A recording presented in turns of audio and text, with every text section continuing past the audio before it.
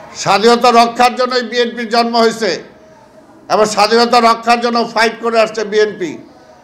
গণতন্ত্র ফিরিয়ে দিয়েছে বিএনপি এবং এইবারও গণতন্ত্র আবার ফিরিয়ে দিতে পারে একমাত্র বিএনপি। অর্থনৈতিক মুক্তি এটা পরীক্ষিত, একমাত্র বিএনপি অর্থনৈতিক মুক্তি দিতে পারে, আর কেউ দিতে পারে না। জনগণের ভোট তো দরকার, আপনি ডিসাইড করার তো কেউ না। ওই 10 জন 20 জন 50 জন মিলে আপনি রাষ্ট্রের পলিসি ঠিক করে, রাষ্ট্রের মালিক হলো জনগণ। যে মালিকানা ছিনতাই করে শেখ হাসিনা নিয়ে গেছিল, ভারতের হাতে তুলে দিছে। যে বাংলাদেশের প্রধানমন্ত্রী হইতে হলে, ক্ষমতায় থাকতে হলে জনগণের ভোট দরকার নাই, ওই ভারত ঠিক করে দিবে, সেই প্রধানমন্ত্রী হবে, তারাই দল ক্ষমতায় চালাবে। তো সেটা তো এখন আমরা ফিরে পাই নাই। তো যদি আপনারা চান, পরিষ্কার কথা, জনগণও আপনারা যদি মনে করেন হ্যাঁ জনগণও আপনাদেরকে সাপোর্ট করে, তাহলে জনগণ আপনাকে ভোট দিবে। অসুবিধা কোথায়?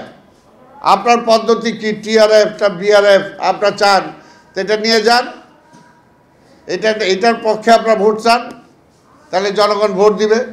স্বাধীনতার সময় আমরা তো সেই সময় পাকিস্তানের আমলে, সেই সময় আমরা ভোট চেয়েছি স্বাধীনতার পক্ষে, জনগণ স্বাধীনতার পক্ষে ভোট দিছে। তা এখনও যদি আপনারা চান, আপনারা বলেন আসেন নির্বাচনে যাই, নির্বাচনে যাই, আপনারা আপনাদের পদ্ধতি নিয়ে আপনারা নির্বাচন করেন, আমরা আমাদের পদ্ধতি নিয়ে নির্বাচন করি। যদি জনগণ মনে করে হ্যাঁ দেশের জন্য আপনাদের পদ্ধতিটাই জরুরি, গ্রহণ করবে। কিন্তু এইটা নিয়ে এত এই খেলাধুলা করে নির্বাচন পিছানো, নির্বাচনকে প্রশ্নবোধ করা, এগুলো তো কোনো মানে হয় না। আবার আরেকটা তারা দিছে, জাতীয় নির্বাচনের আগে ইউনিয়ন পরিষদের নির্বাচন হইতে হবে, স্থানীয় সরকার, ওই তো একই কথা। তা আজকে তাদেরকে বলতে চাই, এই যে হাজার হাজার লোক যে শহীদ হইল, বুকে রক্ত ঢেলে দিল, আমরা সেই 17টা বছর যাবৎ লড়াই করলাম একটা ভোটের অধিকারের জন্য। সেই অধিকারটা কি ওই ইউনিয়ন পরিষদের চেয়ারম্যান ঠিক করার জন্য?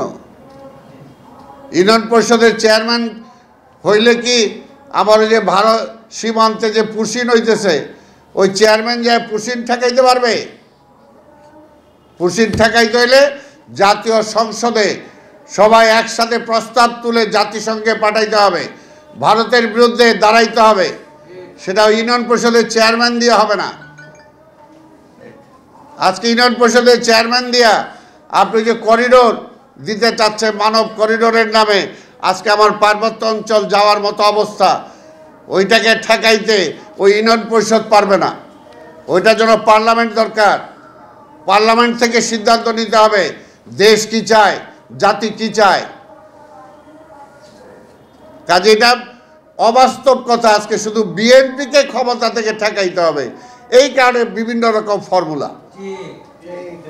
আরে ভাই বিএনপি, আমরা তো হাজারবার বলছি, শেখ হাসিনা ওই রকম একদিক দিয়ে বলছে বিএনপি ভালো না, বিএনপির নেতা নাই, এক নেত্রী জেলে, আরেক নেতা দেশের বাইরে, বিএনপি কেমনে দেশ চালাবে। আবার বিএনপির ভয়ে নির্বাচন দেয় নাই, বলছে আমি কেন নির্বাচন দিব, ওই তারেক আইসা দেশ চালাবে এটার জন্য। ঠিক এখনও তাই, এখনও তাই। অনেক দল মিলে এই বিএনপি এই হয়ে গেছে, বিএনপি জনবিচ্ছিন্ন হয়ে গেছে, বিএনপি এই খারাপ করছে, এই করছে, ওই করছে। আবার বলে নির্বাচন দিলে তো বিএনপি ক্ষমতায় চলে আসবে। তাহলে বিএনপি কি জোর করে আসবে? জনগণ যদি চায় বিএনপি আসবে, তা আপনাদের তো এত চুলকানোর কোনো বিষয় নাই। জনগণ ডিসাইড করবে কে ক্ষমতায় যাবে, আবার জনগণ ডিসাইড করবে কার হাতে স্বাধীনতা নিশ্চিত, কার হাতে গণতন্ত্র নিশ্চিত, কার হাতে অর্থনীতিটা নিশ্চিত। জনগণ ডিসাইড করবে। এবং জনগণ জানে বিএনপি এই সমস্ত পরীক্ষায় উত্তীর্ণ। স্বাধীনতা রক্ষার জন্যই বিএনপির জন্ম হয়েছে এবং স্বাধীনতা রক্ষার জন্য ফাইট করে আসছে বিএনপি। গণতন্ত্র ফিরিয়ে দিয়েছে বিএনপি এবং এইবারও গণতন্ত্র আবার ফিরিয়ে দিতে পারে একমাত্র বিএনপি। অর্থনৈতিক মুক্তি এটা পরীক্ষিত, একমাত্র বিএনপি অর্থনৈতিক মুক্তি দিতে পারে, আর কেউ দিতে পারে না। আপনারা যারা নতুন আসতে চাইতেছেন পরীক্ষা দেন, অসুবিধা তো নাই। ভাই ক্ষমতা এসে যদি বিএনপি এত খারাপ হয় তাহলে তো পাবলিক ক্ষমতাই দিবে না বিএনপিরে। আর তারপর ক্ষমতায় যায় যদি বিএনপি সব দেশ শেষ করে দেয় তাহলে বিএনপি আর সুযোগই থাকবে না।